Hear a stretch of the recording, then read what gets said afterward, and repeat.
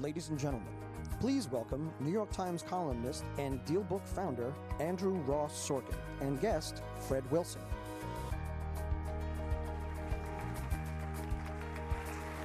Thank you. Thank you very, very much. Fred Wilson is here.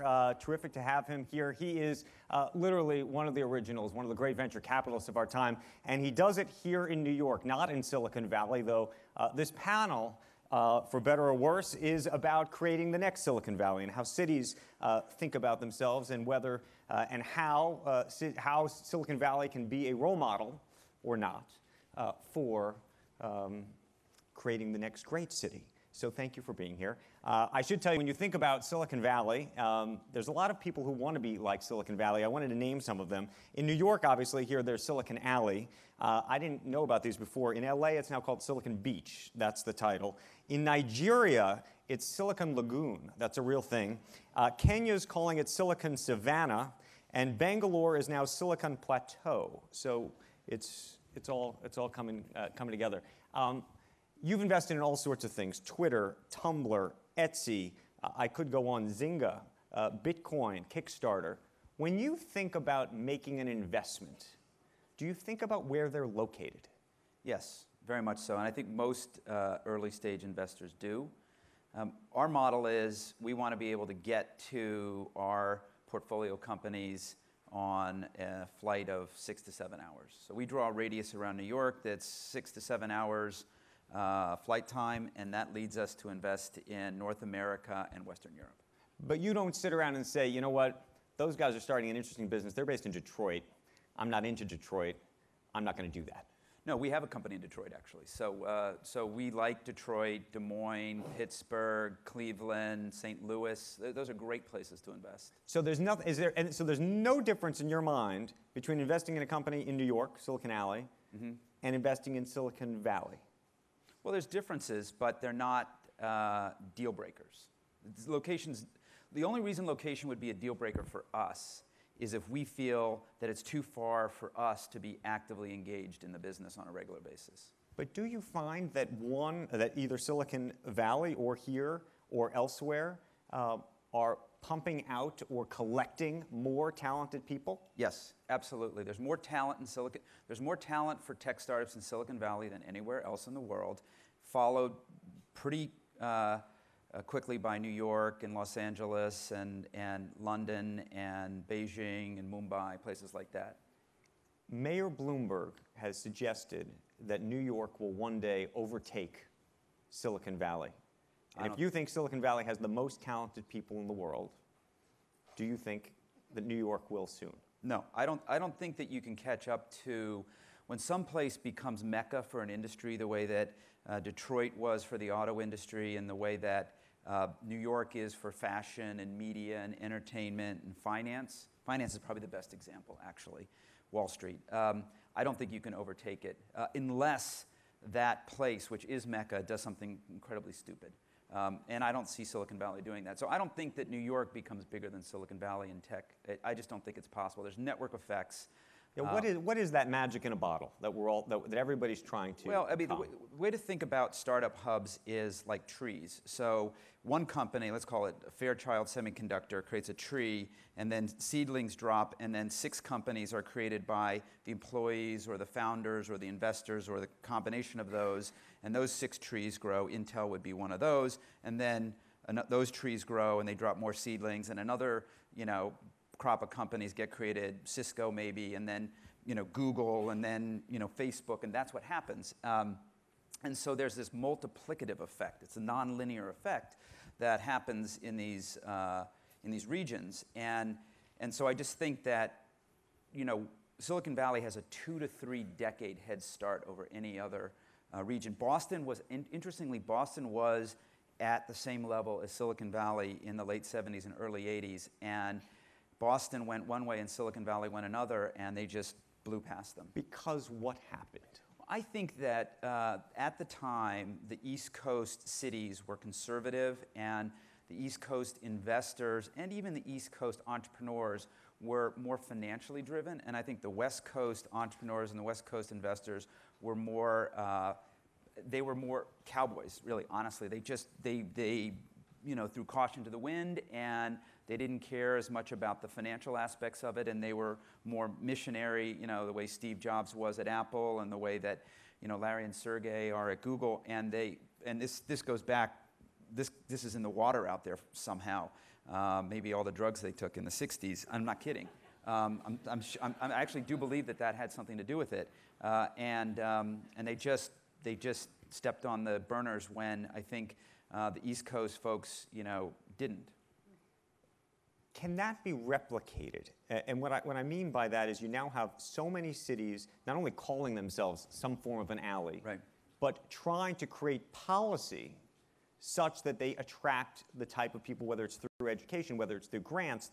I was looking this morning, Chile right now, by the way, if you want to move to Chile and you have a startup, they'll give you $40,000 and a visa. Right. If you want to move to Buffalo, they have a $5 million program. They'll give you some incubator space and some tax breaks. Does that work? At the margin, it works. You need 4 things. You need talent, you need capital, you need cheerleading, and you need experience. Those are the 4 things you need. And talent exists everywhere. But there is more talent in some places than elsewhere. You need technical talent in many cases if you want to create tech companies. Money, interestingly enough, it's not my money that you need. More than anything, you need angel money. And so when I go to places like Buffalo or Cleveland or St. Louis or Des Moines or Detroit, what I say is get the rich people in your city to take their money out of bonds and put them into startups. You're not going to create the next generation of company with all your wealthy people having their money in bonds, clipping coupons. That's not going to do it. They got to put some of their money into startups. That's the thing that's the most in need in all of these places, is that first check, that first 5 checks, those first 10 checks. It's the 250, the 500, the million to get it going. Because we show up when there's already something, right? We don't show up when there's nothing. And so that's in my mind, the most critical thing is angel capital. You mentioned cheerleading. Yeah. What do you mean by that? Well, I do it. A lot of people credit me for what happened here in New York, and I don't think that I deserve a ton of credit, but one thing that I've been from day one is I've been tooting our horn and cheerleading and talking and promoting and hyping what's going on here in New York. And I think Mayor Bloomberg did a lot of that in the last second half of his tenure, the last 6 years. He all of a sudden realized that there was a tech sector here in New York, and he started cheerleading it. They created some policies that were favorable, but I don't think that the policies had was anywhere near as powerful as the cheerleading. He just started going and visiting companies. He started patting entrepreneurs on the back. He started saying, I did what you did when I was, 35 or 40, and started talking about it publicly, and it was hugely beneficial. Has Mayor de Blasio made your job of cheerleading easier or harder? He hasn't yet decided that the tech sector is one of the 2 or things that he wants to really trumpet. I think he's very pro the tech sector, and he hasn't, as far as I can tell, the Uber thing notwithstanding, he hasn't done anything in my mind that's been damaging to the tech sector. But I think that issues like housing and schools and other things are front and center in his mind, and I think the tech sector is there, but it's not at the top of his list. You mentioned Uber. What are the ramifications as you see it? I think congestion is a real issue, and I think that you don't need a year to study congestion. I think you could figure out whether all of these new cars that are on the road are creating congestion.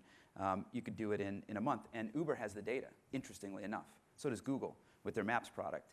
And if you could get either Uber or Google, or ideally both of them, to give you the data, you could do the analysis in a week. To the extent that Uber and other business leaders have said this is going to be terrible for New York, forgetting about the transit issue and Uber itself, but what it represents. Does it represent something greater?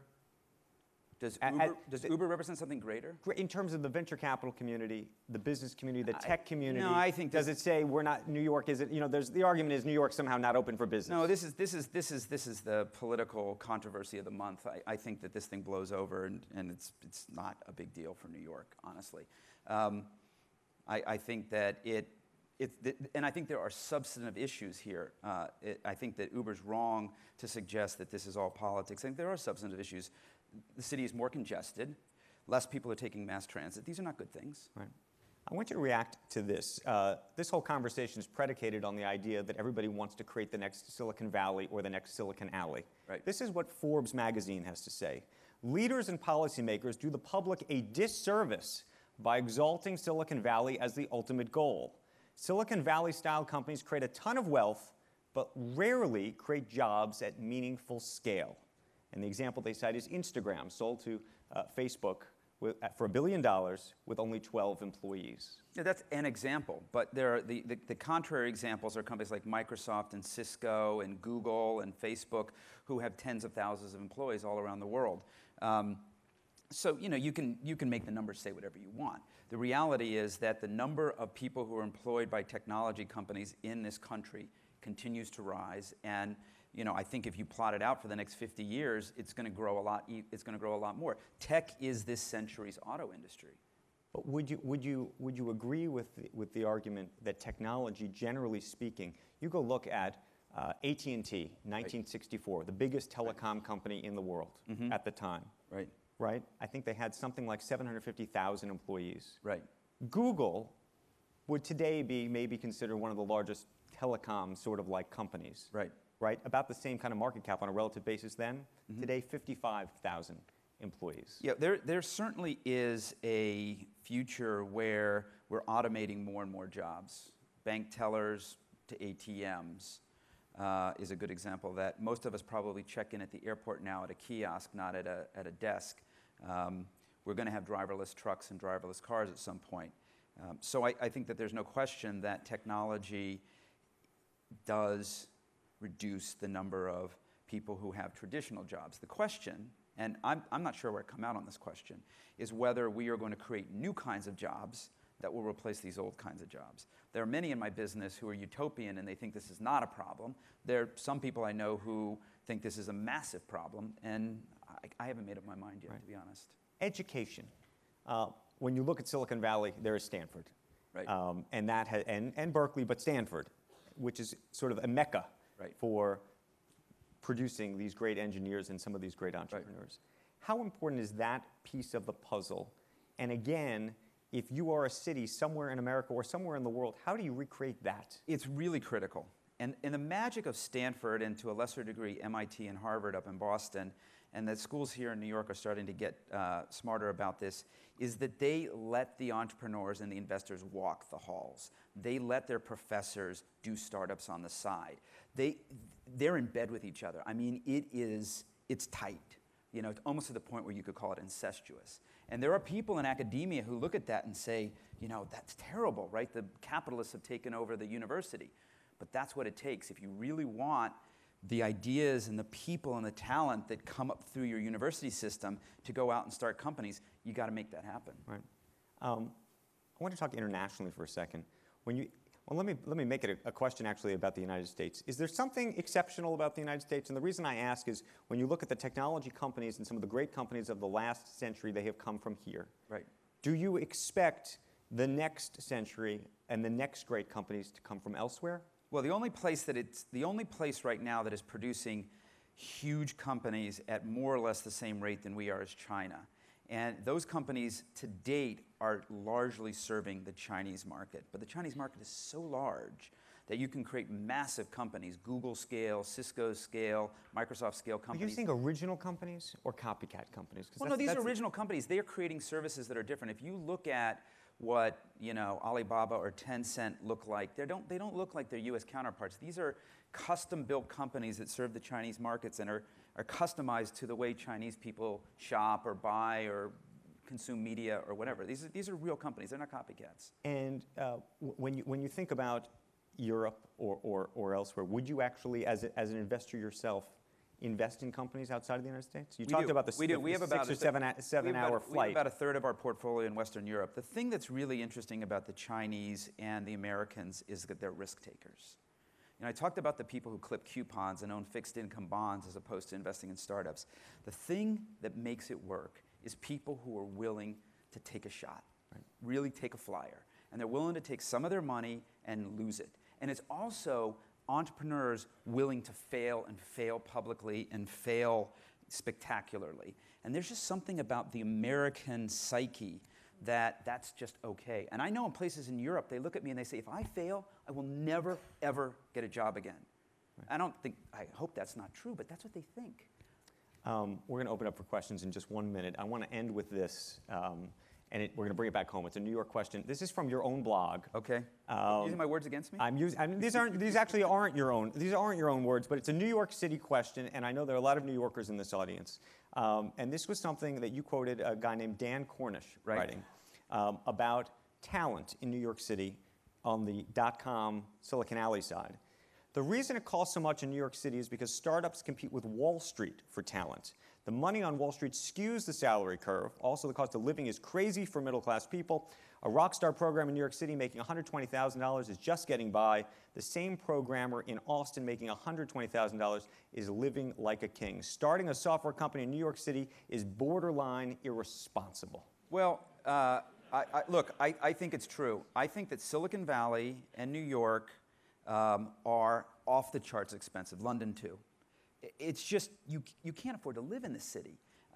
So what we encourage our companies to do is to hire their engineering teams in other parts of the country or other parts of the world. And I become maniacal about this. We have a company that is moving a lot of their engineering to Indianapolis. We have a company that has their engineering in Pittsburgh.